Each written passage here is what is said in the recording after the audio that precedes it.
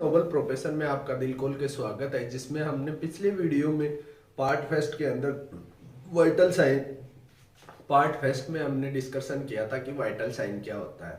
अब करेंगे कि वाइटल साइन के को कैसे टेकन करते हैं, हम कौन सी पोजीशन देनी होती है, क्या क्या रूट होते हैं। सबसे पहले हम टेम्परेचर चार साइड से हम मोस्टली ले सकते हैं। मोस्ट कॉमन रूट होता है एक जिला से। जो छोटे बच्चे होते हैं उनमें एक जिला से लिया जाता है।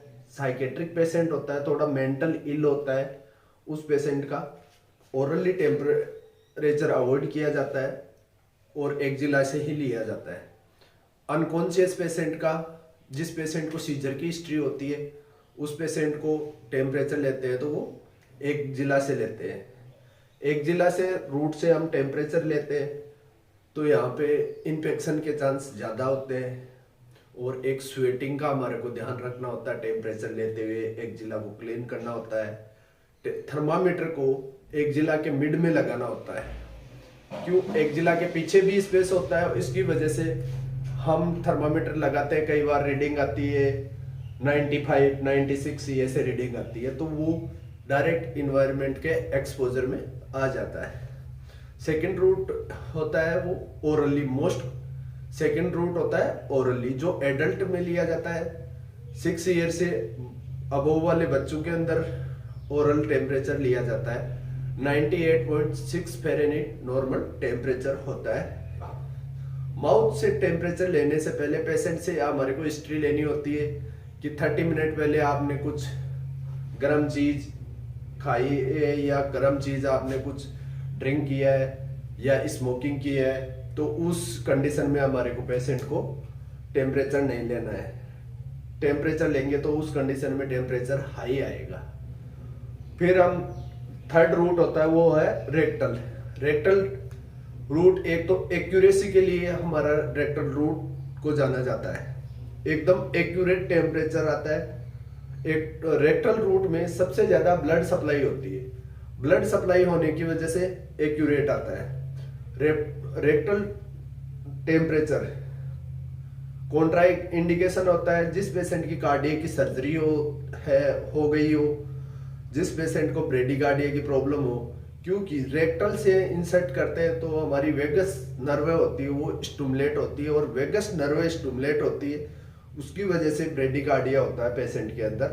तो एक छोटे बच्चों के अंदर रेक्टल टेम्परेचर बारी बारी लेते हैं तो वहां से ब्लीडिंग होने के चांस ज्यादा होता है। और रेक्टल टेम्परेचर है वो ओरल टेम्परेचर से 1 फ़ारेनहाइट मोर आएगा, जिसको हमारे को रीडिंग से माइनस करना होता है। और ओरल थर्मामीटर और रेक्टल थर्मामीटर में दोनों में डिफरेंस होता है, जिससे की वजह से रेक्टल थर्मामीटर है उसका जो थर्मामीटर का ब्लब है वो राउंड और ब्लंट और रेड कलर का होगा, और ओरल का होता है वो सिलेंड्रिकल होता है और थर्मामीटर का।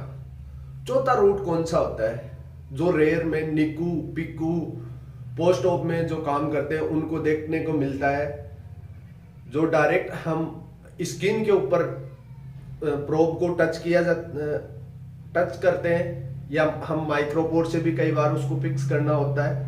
प्रोब होती है टेम्परेचर लेने की, उससे हम टेम्परेचर की प्रोब से उसको फिक्स करते हैं। तो फिक्स करके वो रीडिंग आती है, वो हमारे कार्डियक मॉनिटर के अंदर रीडिंग आती है। जो बच्चे इंक्यूबेटर होते हैं तो इंक्यूबेटर के अंदर भी ये हम स्किन से यूज करते हैं। अब स्किन में कहाँ लगाना है, ये लगाना होता है राइट साइड में लगाना होता है, जहां पे हमारा लीवर की पोजीशन है उस पोजीशन के अंदर हमारे को प्रोब को लगाना है, वहां से हमारा एक्यूरेट टेम्परेचर आएगा। ये तो रहे हमारे टेम्परेचर की साइड। ब्लड प्रेशर हम एंटीक्यूबिडल फोसा के अबव बीपी कप को प्लेस करके हम ले सकते हैं। सेकंड मेथड है हम थाई से बीपी मेजरमेंट कर सकते हैं।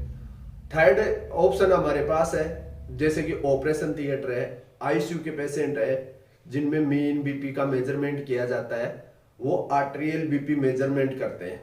आर्टेरियल बीपी से क्या होता है कि हम डायरेक्ट आर्टरी के अंदर एक कैनुला पुट करते हैं और उसको कार्डियक मॉनिटर से अटैचमेंट करते हैं। जिस पेशेंट को आइनोट्रोप चलते हैं, पोस्ट सर्जिकल पेशेंट है, तो उनकी एक्यूरेट बीपी चेक करने के लिए आर्टेरियल बीपी का यूज किया जाता है। ये सेकंड हमारा वाइटल साइन हो गया। वो 9 साइड से पल्स चेक की जाती है। मैं आपको 9 साइड काउंट करवा रहा हूं। 9 साइड से पल्स चेक की जाती है। पहली पल्स होती है वो टेम्पोरल होती है, दूसरी होती है वो कैरोटिड होती है, तीसरी है वो एपाइकल पल्स होती है, चौथी पल्स होती है वो ब्रेकियल पल्स होती है, पांचवी रेडियल पल्स होती है, अल्नार पल्स होती है, फिर फीमोरल होती है, फिर पोस्टीरियर पोप्टिलियल पल्स होती है जो बिहाइंड द हमारी नी के होती है, फिर मेडिस पल्स होती है। ये हमारी 9 साइड पल्स की हो गई। अब पल्स में इमरजेंसी के अंदर कौन सी पल्स हमारे को चेक करनी होती है? कैरोटिड पल्स करनी होती है। जो हमारा ये ट्रेकिया दिखाई देता है, ये ट्रेकिया की जो रिंग है, इस रिंग पे आप हाथ रखो और इसके राइट साइड में आप प्लेस करोगे तो आपको अपनी कैरोटिड पल्स असेस होगी। कैरोटिड पल्स को लेस देन 10 सेकंड में आपको असेसमेंट करना है। 10 सेकंड में आपको असेस नहीं हो रही तो उसको छोड़ देना चाहिए। बच्चों के अंदर एक्यूरेसी के लिए हमारे को एपाइकल पल्स है वो एडल्ट के अंदर 5th इंटरकोस्टल स्पेस के अंदर चेक की जाती है और चिल्ड्रंस के 4th इंटरकोस्टल स्पेस में हम चेक करते हैं एपिकल पल्स एक्यूरेट पल्स का असेसमेंट की जाती है। डेली रूटीन में हम पल्स चेक करते हैं, वो हमारी पल्स होती है रेडियल पल्स चेक करते हैं। 3 फिंगर यूज करना होता है और इस तरीके से हमारे को पेशेंट का हाथ में लेना होता है और असेसमेंट करना होता है। और नॉर्मली हम 30 सेकेंड्स पल्स को काउंटिंग करते हैं इंटू 2 से उसको मल्टीप्लाई कर देते हैं नॉर्मली। अब नॉर्मली होती है तो उसको टोटली 1 मिनट तक हमारे को पल्स काउंट करना होता है। रेस्पिरेशन कैसे चेक करते हैं? सबसे पहले पेशेंट का रेस्पिरेशन चेक करते हैं तो उसके दोनों हाथ उसकी चेस्ट पे रखा दो। इस चीज का पेशेंट को एहसास नहीं होना चाहिए कि मेरा रेस्पिरेशन चेक कर रहा है। अब चाहे आप अप डाउन अप को काउंटिंग कर लो या डाउन को काउंटिंग कर लो, एक चीज को आपको काउंटिंग करना है। तो ये से हम पेशेंट का रेस्पिरेशन चेक कर सकते हैं। अब रही बात ऑक्सीजन तो ऑक्सीजन होता है जो हमारी पल्स ऑक्सीमीटर होती है, वो आर्टेरियल ब्लड का एक्यूरेसी हमारे को बताता है, जो इक्विपमेंट के द्वारा ही हम साइनोसिस वगैरह हम देख सकते हैं।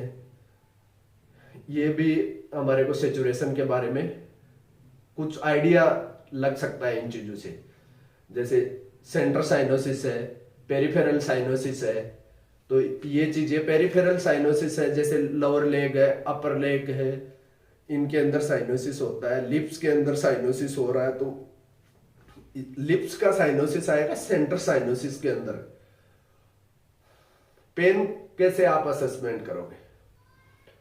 पेन पेशेंट के फेशियल एक्सप्रेशन से हम असेस करेंगे पेन का असेसमेंट। और इमरजेंसी के वो होता है पिपुलरी रेस्पॉन्स, पिपुल का रेस्पॉन्स चेक करते हैं। और बट एडल्ट में तो टीपीआर एंड बीपी होता है, टेम्परेचर, पल्स, रेस्पिरेशन और ब्लड प्रेशर। बच्चों के अंदर जो बच्चा जीएनएम कर रहा है, बीएससी नर्सिंग कर रहा है, सबके लिए यूजफुल है, जिसको आप इससे ये एनालिसिस कर सकते हो कि कौन कौन सी साइट है। एनाटोमिकली मैंने पोजीशन एक्सप्लेन कर दी आपको, एनाटोमिकली पोजीशन कहाँ कहाँ होती है, कौन कौन सा वाइटल कैसे लिया जाता है। ये आपको प्रैक्टिकल के लिए बहुत इंपॉर्टेंट है। और एक जो भी आम आदमी भी सुन रहा है तो मैं एकदम नॉर्मल लैंग्वेज में आपको एक्सप्लेन किया है, तो आप नॉर्मल डाटा तो समझ सकते हो। इंफॉर्मेशन अच्छी लगी तो चैनल को लाइक करें, सब्सक्राइब करें।